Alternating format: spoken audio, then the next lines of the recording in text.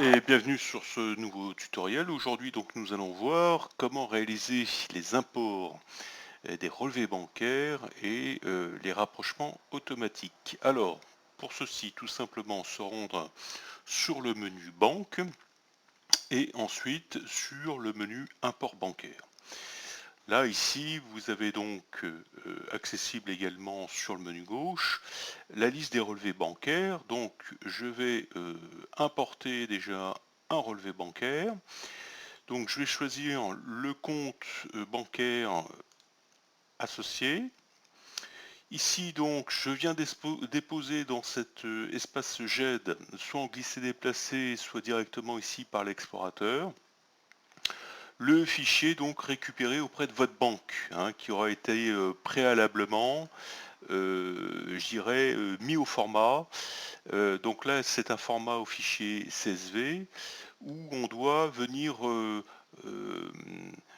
réattribuer les en-têtes de colonne avec ce qui est défini dans la configuration du module, hein. Donc là, en l'occurrence, c'est date, label, débit, crédit. Voilà, tout simplement.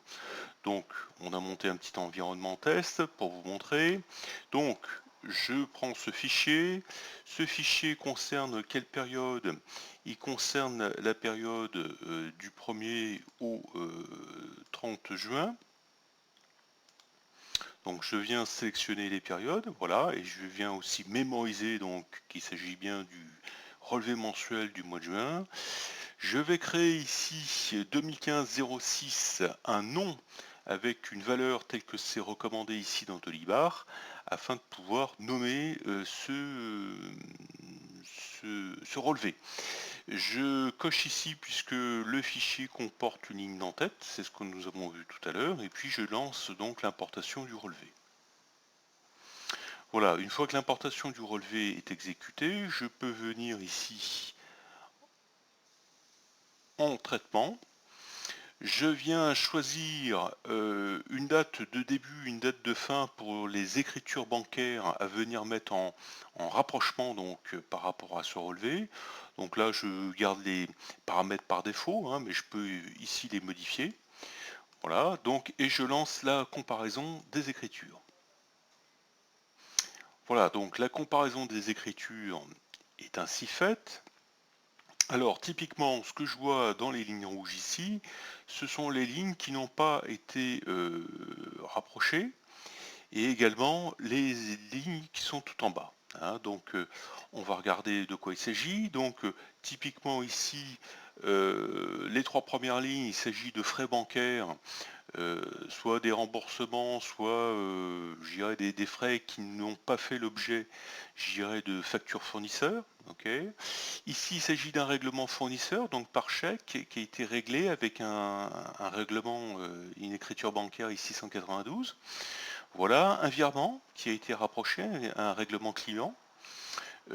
Également ici un règlement fournisseur qui a été payé par prélèvement, hein, qui a été rapproché de façon automatique. Une remise de chèque, alors je vous incite à utiliser le système de remise de chèque dans Dolibar, même si je dirais votre établissement bancaire vous impose un document préimprimé, hein. Il y a une petite vidéo pour ça d'ailleurs, un petit tutoriel.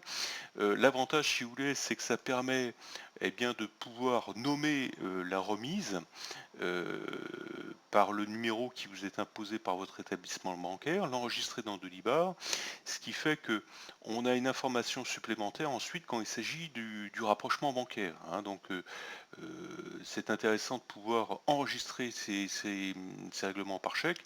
On gagne le temps ensuite très largement ici sur le rapprochement. Ici donc il y a un certain nombre de virements qui ont été faits par un client, voilà, qui ont trouvé, je dirais, preneur avec leur facture associée. Ah, sauf un ici, virement toujours du même client pour un montant, mais là, le logiciel n'a pas trouvé les factures en correspondance. Donc on va s'intéresser à ce cas.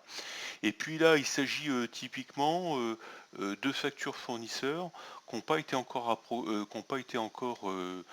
créées dans Delibar. Voilà, une facture de téléphonie, une facture, je dirais Google, alors que les autres ont été rapprochés.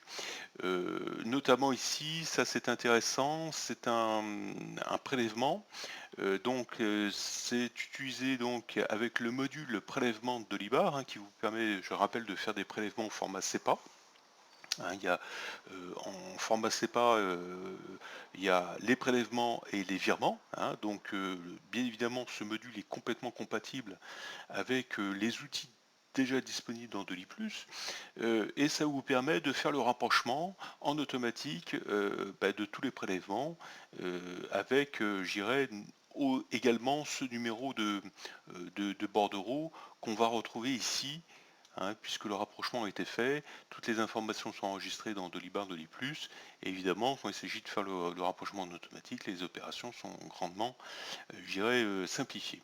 Alors, je vais venir ici, voilà, sur trois factures, trois écritures qui n'ont pas été rapprochées, et j'ai une suspicion, bien évidemment, par rapport à ce virement qui n'a pas trouvé preneur. Alors, comment vérifier si éventuellement est rapproché cette écriture? Eh bien, il s'agit ici de la ligne 234. Il s'agit tout simplement de vérifier si ces écritures peuvent se rapprocher. Donc, il s'agit de... je vais faire une erreur exprès. Il s'agit simplement de venir mettre ici les numéros qui correspondent au numéro de ligne ici. Je fais une petite erreur exprès ici pour vous montrer qu'il n'y a pas d'erreur possible, c'est-à-dire que on ne peut vérifier une adéquation que sur un même groupe de lignes. Donc là, je lance la vérification pour ce groupe de lignes. Et qu'est-ce qui se passe? Eh bien, il me dit que le montant de la ligne 234 est bien rapproché avec les lignes 241, 242, 243 que je retrouve ici. Donc, à partir de ce moment-là, je vais pouvoir lancer le rapprochement bancaire. Alors avant de lancer le rapprochement bancaire, je me dis ces factures, je suis un petit peu en retard, j'ai pas envie de les rapprocher tout de suite, donc je peux éventuellement décocher les lignes, d'accord.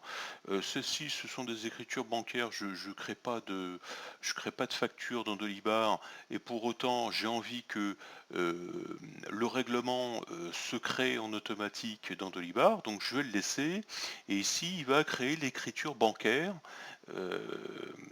correspondant à ce montant-là. Donc, je relance ma vérification. Je rapproche mes éléments. Donc là, je retrouve bien mon virement qui a été rapproché de ces trois lignes-là. D'accord. Donc, je vais pouvoir maintenant procéder, je dirais, au rapprochement des écritures, tout simplement en cochant ici ce bouton. Donc voilà, l'opération donc a été réalisée. Il nous dit qu'il a créé 20 écritures rapprochées, 20 ont été créées, et donc ici on a la possibilité de pouvoir accéder directement au relevé. Donc je clique et j'arrive donc sur le relevé de l'IBAR, dont vous avez l'habitude. Voilà, sauf que là maintenant, les écritures ont bien été rapprochées et toutes les opérations ont été faites en quelques minutes. Voilà. Donc je peux revenir ici sur ma liste. Je retrouve mon relevé bancaire, donc tous les relevés bancaires vont venir se mettre dans cette liste-là. Si un jour j'ai besoin d'y revenir, je peux toujours venir ici, revenir comparer les écritures, même sur un relevé qui a déjà été validé. Sauf que bien évidemment, il va me dire que ici l'écriture a été rapprochée. Donc il ne m'autorisera pas le rapprochement d'écritures qui ont déjà été rapprochées. Donc c'est intéressant de noter que on peut y aller par étapes et éventuellement revenir sur le relevé, l'import bancaire, et exécuter à nouveau l'opération. On voit ici, c'est ce qu'on expliquait tout à l'heure, que l'écriture a bien été créée sur ce montant-là. Voilà. Donc, ben, j'espère avoir été clair sur ces explications. Et puis, ben, écoutez, je vous souhaite à très bientôt.